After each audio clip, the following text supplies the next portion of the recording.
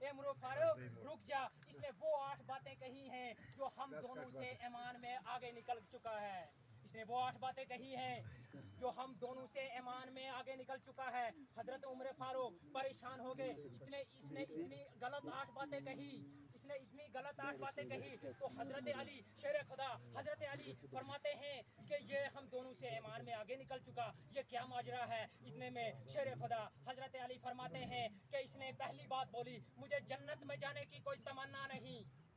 مجھے جنت میں جانے کی کوئی تمنا نہیں۔ واقعہ اس نے سچ کہا، کیونکہ اس کو جنت میں جانے کی کوئی تمنا نہیں، اس کو جنت کے بنانے والے اس پروردگار کی تمنا ہے، اس کو اس کی تمنا ہے۔ حضرت رابعہ بصریہ کہتی ہیں جنت ملے نہ ملے، ایک بار خدا کا دیدار مل جائے تو سب کچھ مل جائے گا۔ دوسری بات اس نے بولی تھی مجھے جہنم سے بھی ڈر نہیں لگتا، جہنم کا وہ خوفناک منظر، اللہ اکبر، جہنم کا وہ خوفناک منظر، اس نے بولا کہ مجھے جہنم سے بھی ڈر نہیں لگتا۔ دوسری بات اس نے یہ بولی، یہ بات اس نے سچ بولی کہ اس کو جہنم سے ڈر نہیں لگتا، اس کو جہنم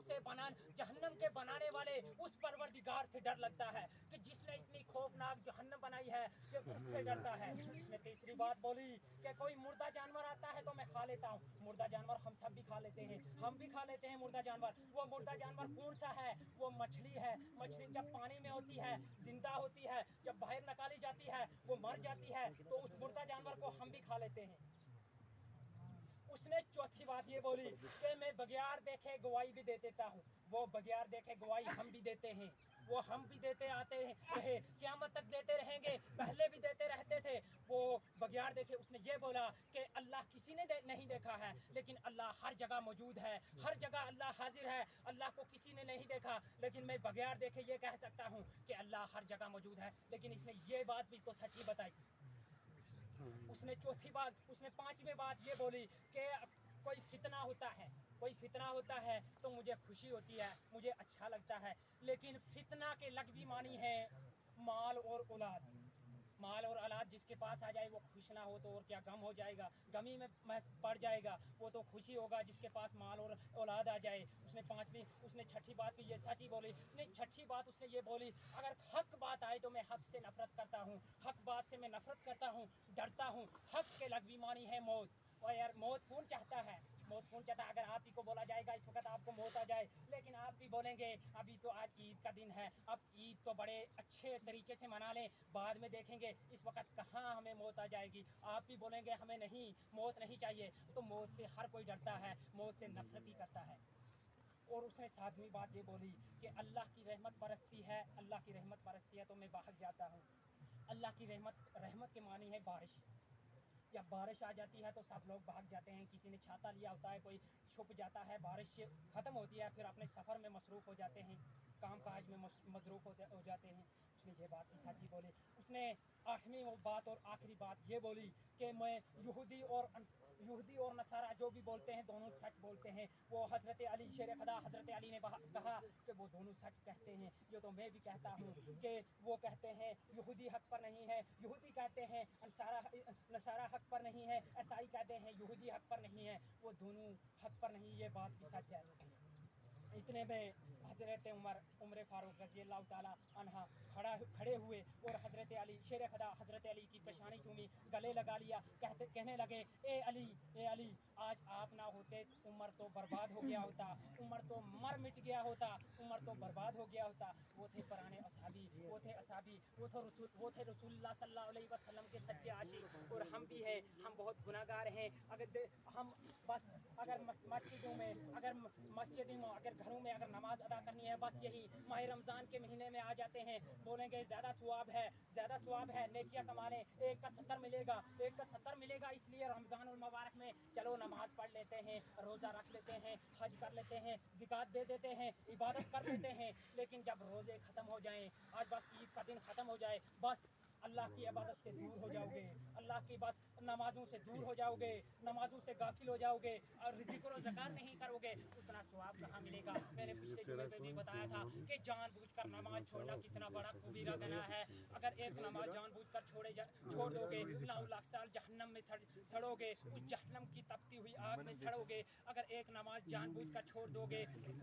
اور وہ بد قسمت اگر جنہوں نے اس ماہ رمضان میں بھی روزے نہیں رکھے، جنہوں نے اس माह रमज़ान में भी इबादत नहीं की, जिन्होंने इस माह रमज़ान में भी ज़िक्र व अज़कार नहीं किए, जिन्होंने इस माह रमज़ान में भी नवाफिल अदा नहीं किए, जिन्होंने इस माह रमज़ान में कुरान पाक की तलावत नहीं की, वो उन पर इस वक्त अल्लाह की तरफ से अज़ाब उन पर बरस रहा होगा, उन पर बहुत ज़्यादा अज़ाब बरस रहा है इस वक्त। जिन्होंने रोजे रखे, जिन्होंने इबादत की, जिन्होंने तरावी पढ़ी, उन पर अल्लाह की रहमत बरस रही है। जिन्होंने जानबूझकर रोजे और नमाजें छोड़ दी, उन पर भी अज़ाब हो रहा है, और उनके वालिदैन पर भी अज़ाब हो रहा है। उनके वालिदैन पर इसलिए अज़ाब हो रहा है, ये चेहरों पे मुस्कुराहट लाना छोड़ दें। वो वालिदैन भी सुन लें जिनकी औलाद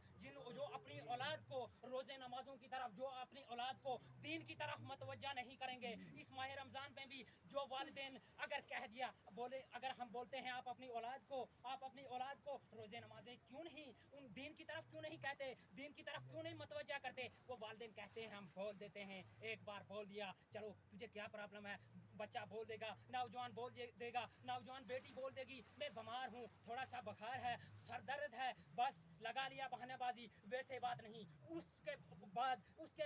इवज में भी उस माँ बाप पर भी इस वक्त अल्लाह का इज़ाब इस किस्म से नाजिल हो रहा है कि अल्फाजों में बयान करना बड़ी मुश्किल है। और उस गुनाहगार बंदे पे भी अज़ाब इस किस्म का नाजिल हो रहा है कि बातों में मैं बयान नहीं कर सकता। और उस माँ बाप पर इस वजह से वो माँ बाप सोचेंगे हमने तो ज़िक्र ज़कार किया था, हमने तो तरावी पढ़ी, हमने तो नवाफिल अदा किए, हमने तो इबादतें की, लेकिन हम पर क्यों अज़ाब पड़ रहा है, हम पे क्यों अज़ाब नाजिल हो रहा है, हम पे क्यों, हमने तो इतना ज़िक्र ज़कार करते, हम तो तहज्जुद गुज़ार हैं, हम तो बड़े नेक हैं, अल्लाह परहेज़गार बंदे हैं। लेकिन इसलिए क्योंकि वो आपकी औलाद है। अगर मैं अपनी ही मिसाल दूंगा, अगर मैंने रोज़े नहीं रखे होंगे, मैंने नमाज नहीं पढ़ी होगी, मैंने नवाफिल अदा नहीं किए होंगे, मैंने कुरान पाक की तलावत नहीं की होगी, मैंने ज़िक्र अज़कार नहीं किए होंगे, तो पहली फुर्सत में जब कल क़यामत का दिन आएगा तो मेरे वालिद साहब, वालिद मोहतरम को पूछा जाएगा, बता तू तेरा ये नौजवान बेटा था, चाहे तूने इसको एक बार पूछ दिया तो क्या हुआ, तूने इसको डांट मारी थी, तूने इसको मार लगाई थी,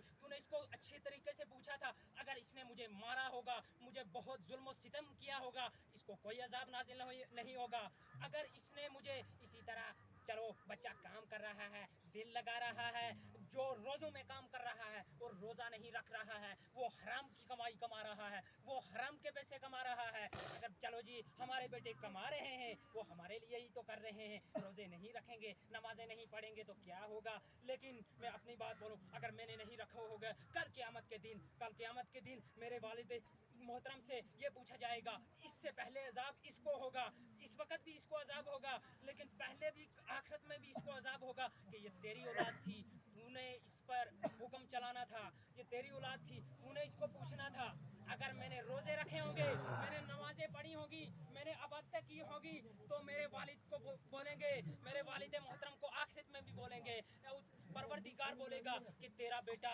इबादत कर रहा था, नमाजें अदा कर रहा था, जवानी में तौबा कर रहा था, ज़िक्र अज़कार कर रहा था, तू तो बड़ा नेक इंसान है, तूने, तेरे बेटे ने, तेरी औलाद ने, तेरे नौजवान बेटियों ने इबादत की, उस अल्लाह की इबादत की, उससे खौफ खाया। अगर जिन मेरे गुनाहगार साथियों ने नवाफिल या नमाजें या रोज़े नहीं रखे होंगे, उन पर कितना अजाब नाजिल हो रहा होगा। मैं अल्लाह से ये दुआ करता हूँ कि मुझे तो उम्मीद नहीं है कि हमारी बस्ती में ऐसा कोई शख्स भी होगा जिसने जानबूझकर रोज़े तोड़ दिए हों, ऐसा भी कोई शख्स होगा जिसने जानबूझकर नमाजें छोड़ दी होंगी। ये बहुत कम चांस हैं, ऐसे चांस मुझे नज़र नहीं आते। व आखिर दावना अनिल हम्दुलिल्लाहि रब्बिल